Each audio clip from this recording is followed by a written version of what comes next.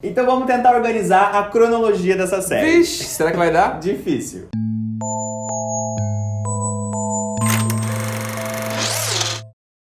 E aí, Rocambólers, eu sou o Jean. Eu sou o Thiago, esse é o canal Rocambole. Aqui a gente fala de série, a gente fala de filme. Eu sei que você gosta de falar sobre esse assunto, então se inscreve nesse canal se você ainda não fez isso, dá um like no vídeo, ativa o sininho para receber a notificação dos próximos e fica aqui com a gente. E esse é mais um vídeo sobre Quem Matou Sarah, que estreou a sua segunda temporada no dia 19 de maio. E aqui entre nós, que confusão, que mistureba, que série maluca. Muita gente pediu e a gente resolveu fazer esse vídeo organizando a cronologia, porque tem muito flashback deslocado que dá uma bagunçada na nossa cabeça, e isso é de propósito. Ou pelo menos uma parte disso, pra confundir o público. A outra parte é erro mesmo. Tá, achei que não ia falar sobre isso. Não, tem um monte. Então nós vamos focar principalmente na cronologia do passado, que é a parte mais complexa, porque o presente a gente já vê na linha cronológica certa, então não tem muito o que explicar. Só vamos comentar algumas coisas quando tiver relação direta com as descobertas do passado. A gente reviu a série, revisitou os momentos várias vezes, então tá tudo organizadinho. A sequência mais antiga que a gente vê na série é a do herói lá no final dos anos 60, matando a mãe dele e o que a gente entende ser o padrasto. Quando isso acontece, o herói tá na casa dos 5 anos, vendo a carinha do menininho ali. Pouco tempo depois, a Mariana adota ele. A gente entende que isso acontece ali em 1969.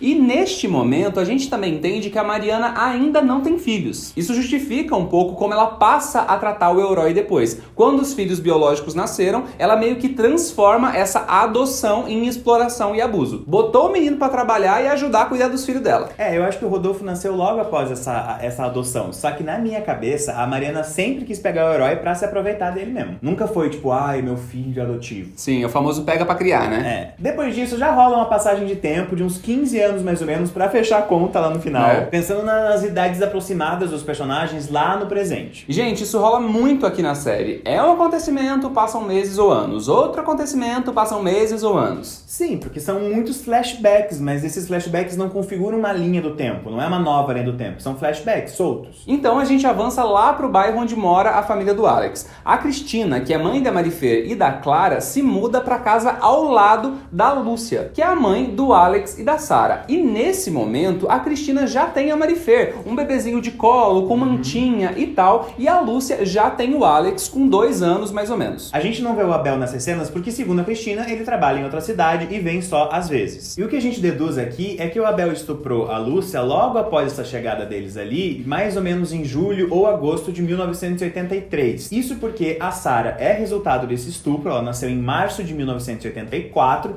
e a diferença de idade dela, da Marifer e do Alex, não é tão grande assim. Quando a Cristina começa a trabalhar na casa dos Lascano, ela já tá grávida da Clara, ou seja, passou mais um tempo. E aparentemente ela trabalhou pros Lascano quase 10 anos. Aí então a série avança lá pro momento em que o Alex já tem seus 18 anos, tá trabalhando na academia, conhece o Rodolfo, apresenta a Sarah pro Rodolfo e esse romance já é meio que imediato, né? Assim que os dois se olham, é amor à primeira vista. Então a gente também deduz que eles já começaram a namorar e esse namoro deles deve ter durado pouco mais de um ano. Aquela festa na casa do Nicandro serviu também pra apresentar essa nova namorada do Rodolfo pra galerinha ali, inclusive pro Chema, que tinha acabado de voltar de Miami. E é nessa festa que a Sarah rouba a tal da estátua. Mas aqui a motivação dela é só pra ferrar o Nicandro, por ele ter chamado o Alex de pobre, ter destratado os dois pela condição social. Só isso. E é aqui também que ela descobre todo o envolvimento do Nicandro com as drogas depois que ela flagra ele na cena do banheiro. Tem uma outra festa na qual a Sarah apresenta a Marifer pro Chema. É uma festa de aniversário do Chema, então ele ganha de presente do Alex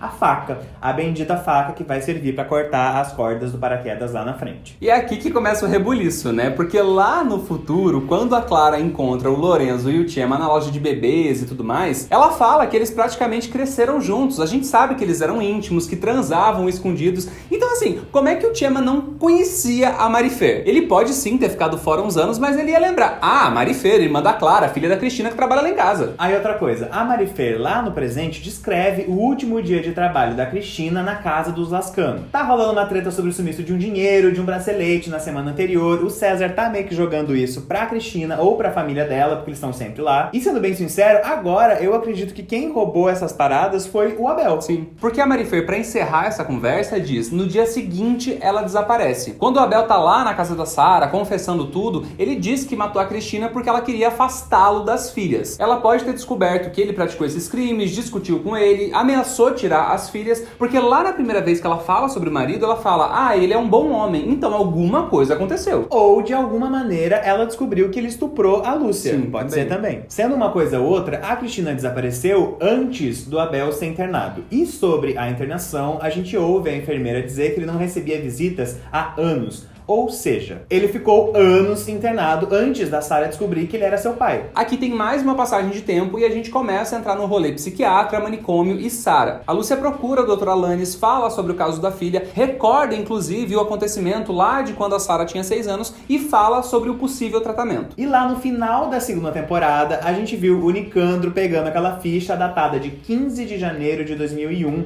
que foi o início desse tratamento. Então, o Dr. Alanis entrou nessa história só em 2001, mas a Sarah já tinha, desde os 6 anos, alguma questão psiquiátrica que já estava com ela. Todo o diagnóstico que a gente ouve do Dr. Alanis pode ou não ser verdade, porque ele já estava lá junto com o Nicandro, então a gente ainda não tem certeza do que de fato a Sarah tinha. Por conta desse contato da Lúcia com o Dr. Alanis, a Sarah acaba descobrindo sobre o Abel com a ajuda da Marifer, que simplesmente abstrai da informação de que o cara é o pai dela. Eu ainda tô muito indignado com isso, eu não consigo acreditar. Eu também. A primeira vez que a Sarah visita o Abel, ele já pede o dinheiro. Então, todas as vezes que a gente vê a Sarah seguindo o Nicandro, riscando o carro dele, atraindo ele mesmo, já fazem parte desse plano para ela conseguir o dinheiro através das drogas. Quando o Nicandro vai até a casa dela e aí rola aquela masturbação, o herói já tava seguindo a Sarah, já tava tirando fotinhas. E parte disso era uma obsessão, mas outra parte era uma maneira dele ferrar ela, né? Tava chateadinha porque ela tinha dado um tapa na cara dele, chamou ele de asqueroso, rejeitou o herói lá na casa do Vale. E uma informação importante aqui, a Sarah transou primeiro com o César e depois com o Rodolfo, e o herói viu e fotografou tudo isso. E assim, não sei se só eu fiquei com essa impressão, mas a série dá a entender que a ida à casa do Vale é uma vez só, é uma ida, mas não, são várias vezes, eles vão pra essa casa em vários momentos. Mas aí eles botam a Sarah sempre com o mesmo biquininho amarelo e os outros personagens com a mesma roupa pra deixar a gente maluco. É, mas eu não fiquei pensando que era uma ida só, acho que eu entendi de boa que era mais de uma. Desculpe, vou me recolher a minha insignificância se eu não peguei essa informação. Aí voltando pras visitas da Sarah ao Abel. Na segunda visita, ela já entrega o dinheiro e depois disso ele foge do manicômio. No que seria a terceira visita, o Abel já não tá mais lá, já fugiu, ela simplesmente invade o quarto dele sem maiores problemas. Sabe onde é esse quarto? É. E ali ela encontra uma foto do casamento do Abel e da Cristina, que é quando ela descobre que a Marifer é, na verdade, sua irmã. Tudum.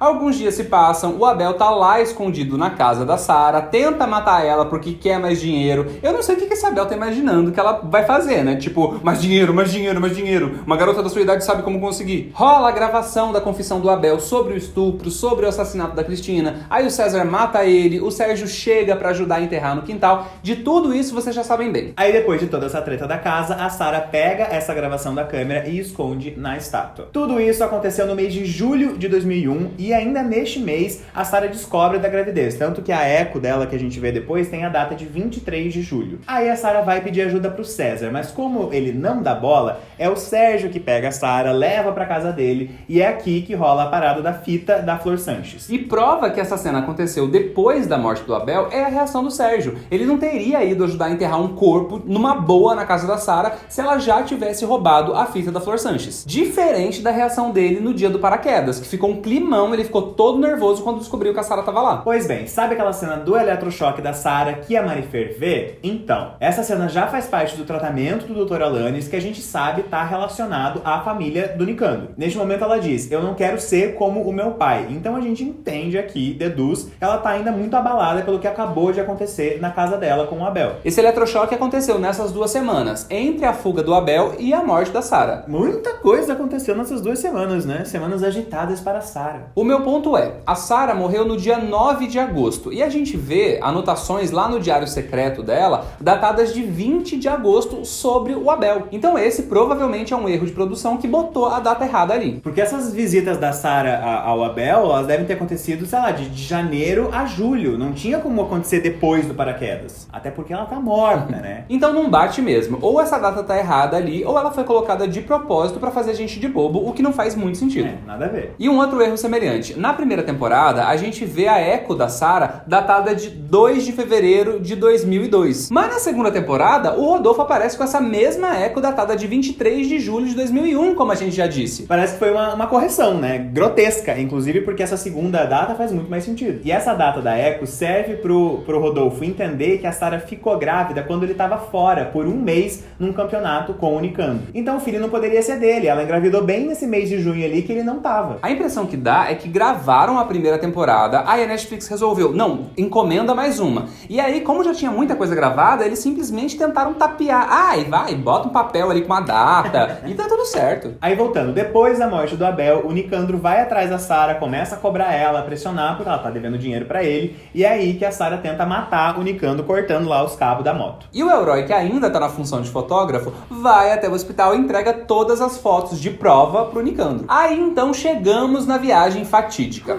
Naquela cena da Marifer ligando desesperada, o pai já tá desaparecido há 2 semanas, ela tá desesperada porque não sabe o que fazer ali sozinha com a irmã. No presente, ela chega a dizer também que foi até a casa do Vale pra investigar sobre o desaparecimento da mãe. Mas assim, né, essa mãe já tá desaparecida há anos. Isso foi só um pretexto pra ela seguir a Sarah até lá. E como a gente comentou no vídeo de final explicado, não faz sentido ela tá tão abalada com esse fato de ter que cuidar da irmã sozinha, sendo que ela já fazia isso há muito tempo. O pai tava internado, a mãe tava desaparecida há anos, então ela já cuidava dessa menina desde de criança. A Marifer segue o pessoal até a casa do Vale, aí vem os comentários bons, né, que o pessoal fez lá no vídeo. A Marifer foi como pra essa casa do Vale? A pé? E aí ela ficou lá de blusa rosa choque no meio dos arbustos investigando, bem discreta. Camufladíssima. Nessa viagem, a Sarah conta da gravidez pro Rodolfo, jura que ele foi o primeiro homem dela, blá blá blá, mas tudo isso só pra ele não desconfiar que o César foi o primeiro. O Elroy conta pra Mariana que o filho que a Sarah tá esperando não é do Rodolfo e sim do César, conta tudo o que viu, tudo que rolou. Aí as duas vão pro passeio, conversam sobre aproveitar a vida e tudo mais.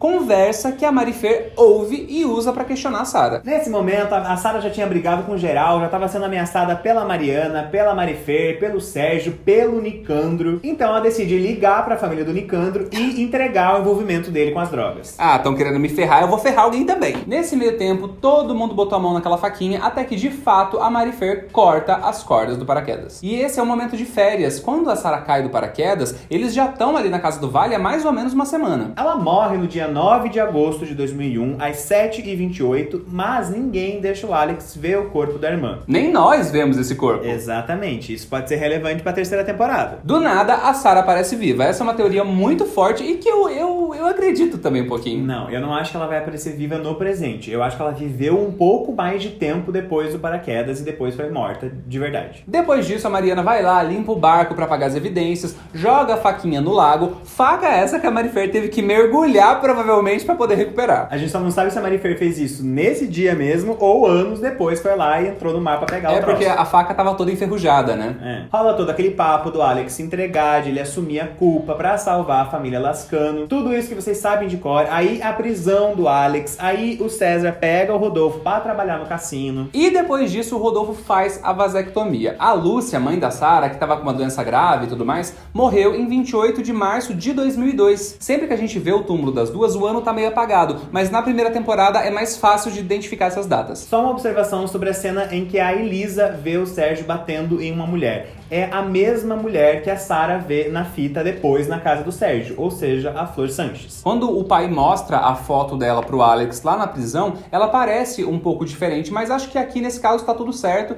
porque ela tava lá toda machucada, toda cheia de sangue, então é natural que ela tivesse um pouco diferente. E essa cena da Elisa testemunhando isso aconteceu antes do paraquedas, com certeza, mas a gente não tem como saber exatamente em qual momento. Então a cronologia do passado é essa, agora só citando algumas coisas relevantes do presente. A Marifer só descobre que o pai assassinou a mãe e que ela é irmã da Sarah lá no final da 2ª temporada, quando o Alex mostra a fita pra ela. A fita que estava escondida dentro da estátua. Isso. E aí sobre o rolê Nicandro de uma forma geral e o gancho pra 3ª temporada. Na primeira temporada, a gente viu uma certidão de óbito do Nicandro datada de 17 de julho de 2013, em Londres, na Inglaterra. Tipo, hã? E isso é simplesmente deixado pra lá, ninguém toca nesse assunto. O Alex deu uma de Marifera agora, né? Ah, deixa isso pra lá, não vou comentar. Eu fingi que não vi isso nunca na minha vida. Eu acho que tem alguma coisa aí. O Alex já descobriu alguma coisa sobre essa certidão de óbito, mas a gente que não sabe ainda. Foi o Nicandro que decidiu voltar pra ajudar o Alex. Depois a gente descobre que não é bem uma ajuda, mas sim partiu dele. Ele chega a justificar que depois do paraquedas e das drogas, os pais acharam que tinha alguém armando pra ele e resolveram tirar ele do país. Mas assim, né, meu anjo, com uma certidão de óbito? Será que esse é mesmo o Nicandro ou é alguém que tá se passando por ele?